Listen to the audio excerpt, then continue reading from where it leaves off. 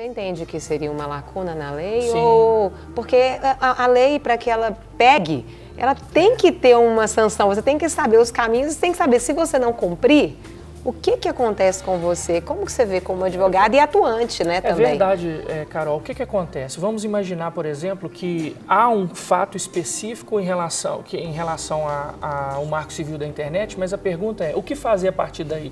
A lei diz que você tem que trazer ao judiciário, mas ela não estabelece uma punição específica. Então, nós vamos ter que descobrir uma punição dentro da legislação que já existe. Então, vamos imaginar, por exemplo, que é um caso de calúnia ou de injúria ou de difamação em relação a uma situação que foi vista na internet. Sim. A partir desse momento, você consegue quebrar a inviolabilidade, ou seja, você consegue quebrar a privacidade, descobre-se o autor daquele dano, ou seja, daquele crime, e a partir daí você enquadra no Código Penal ou no restante da legislação brasileira e pune a pessoa dessa forma. Entendeu? Certo. Tem mais uma outra pergunta na tela, vamos estar lendo aí, sobre a liberdade de expressão, ela está em risco? Então, eu penso o seguinte, quando você não faz nada que é ilegal ou ilícito, você não precisa ficar preocupado com a questão da liberdade de expressão. Certo. Ou seja, você pode se expressar livremente, não há nenhuma restrição, ao contrário, um dos pilares do Marco Civil da Internet é a liberdade de expressão, porém, liberdade com responsabilidade. Ou seja, se você quer utilizar a internet para poder agredir, para poder difamar as pessoas, provavelmente você vai ter um problema com o Marco Civil da Internet. Porém, se você quer expressar o seu pensamento livremente, inclusive é um dos marcos da nossa Constituição, né? A liberdade de expressão. Se você quer fazer dessa forma, a lei vai te resguardar. Até porque limite faz parte da liberdade, É verdade, né? A gente precisa de limites também. Agora, com certeza, os limites vão ser muito necessários para o tanto de lixo que a gente recebe, né? Essas malas diretas também, não é? Sim. Tem uma pergunta, inclusive, acerca disso. Coloca na tela, por favor, produção.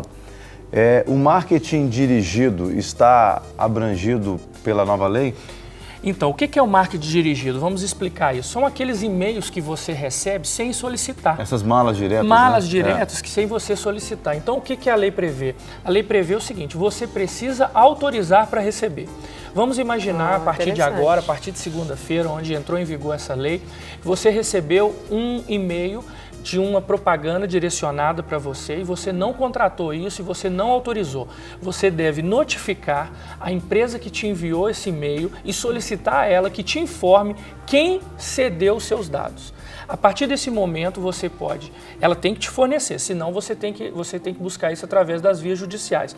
Tendo esta informação, você pode acionar essa empresa e solicitar que retire. Se ela não retirar, você pode ingressar com uma ação na justiça solicitando que seja retirado e também você pode pleitear danos morais por conta dessa circunstância. Ou seja, se você autorizar, e a autorização também não pode ser naquelas letrinhas pequenas, lá no final da página, que ninguém enxerga. Tem que ter uma autorização. A gente percebe que na internet, por exemplo, existem páginas que quando você faz qualquer contratação, no final eles colocam aqueles quadradinhos perguntando o seguinte: você autoriza receber mala direta ou você autoriza receber informações sobre a nossa empresa, os nossos produtos? Sim, então você autorizou. Não, então você não pode receber. A gente tem mais uma outra pergunta aí na tela para o senhor, super interessante. Vamos lá. Estamos a ponto de criar uma espécie de cidadania digital? Pois é, isso até assusta, né?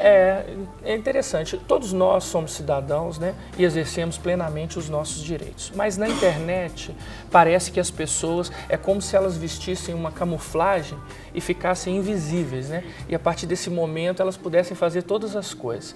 Se você depois ler o artigo 26 do Marco Civil da Internet, você vai perceber que é dever do Estado promover educação e uso seguro e responsável da internet em todos os seus níveis. Certo. Ou seja, a partir de agora, você tem que criar uma ética em relação à utilização da internet. Para quê? Para evitar os abusos, criar os limites, né?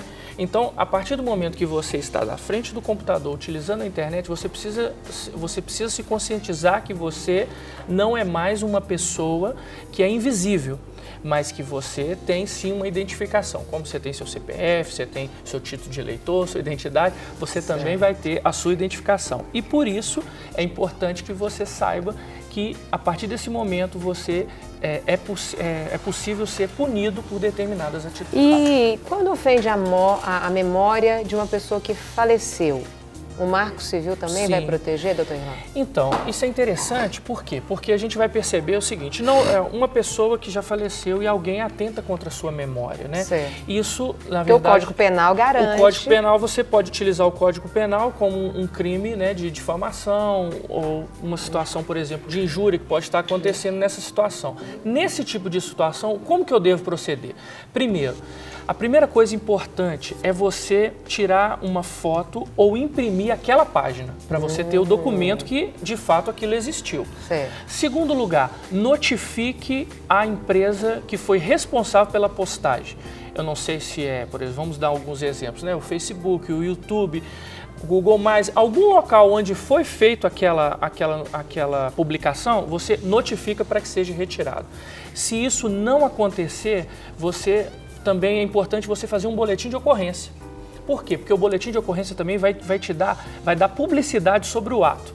E a partir daí, não foi resolvido o problema, ingresse com a ação na justiça, solicite uma liminar para retirada desse conteúdo e, identificando o responsável através do IP, você vai poder processar esta pessoa. Se não identificar o responsável e o provedor não retirou a página, ele também é responsável e vai ter que arcar com as consequências. Antes da gente encerrar, doutor Irlan, tem um telespectador que quer fazer uma pergunta agora ao vivo para o senhor a respeito do Marco Civil. Luiz Carlos. Bom dia, Luiz Carlos.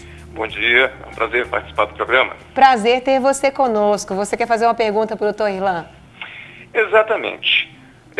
Uma das alegações para a instituição desse Marco Civil era exatamente a punição daquele, ou pelo menos uma regulamentação punitiva, daquele usuário que pudesse estar utilizando a internet de uma forma inadequada, correto? Correto. Porém, nós vivemos um momento de extrema ideologização. Isso aí eu acho que é algo inegável. Então, dentro deste contexto, como que ficaria uma avaliação daquilo que é correto ou não? Porque, de repente, hoje nós vemos que a internet ainda é um marco de liberdade, ou era.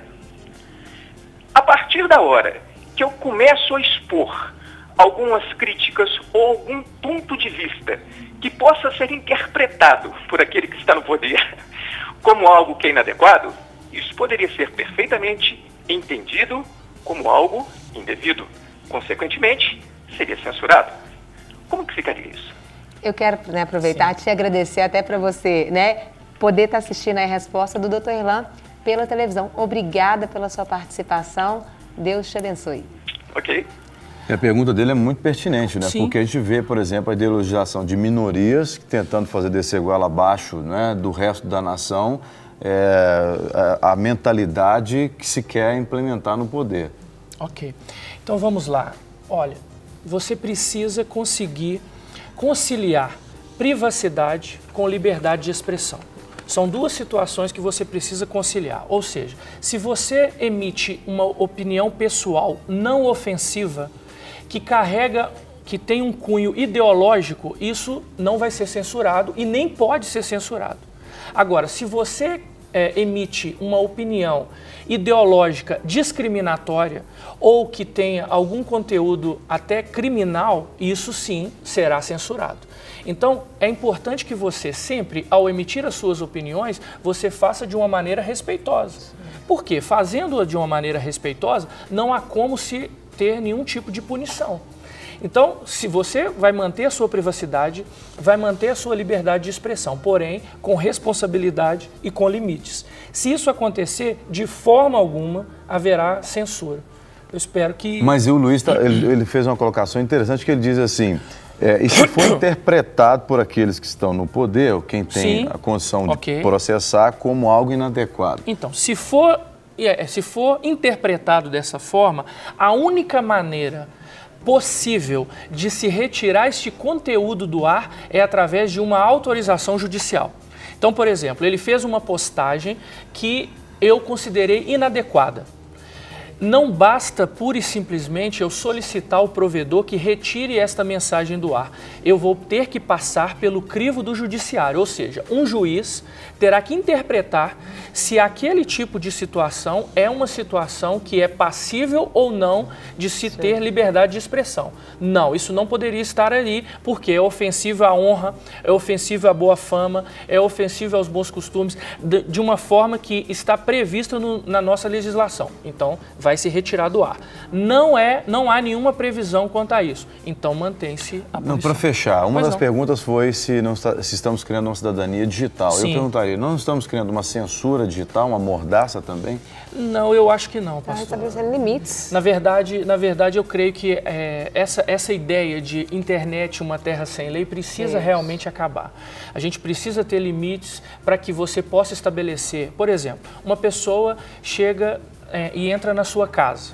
E é a mesma coisa o que acontece na internet. Quando você acessa um site, você está entrando na casa de alguém. E você pode fazer qualquer coisa? Não. Precisa ter um limite, precisa ter parâmetros. Você não pode agir de determinadas formas. O Marco Civil da Internet, inclusive, é uma das legislações, e o Brasil é algo muito interessante, sabe? Nós temos legislações das mais avançadas no mundo.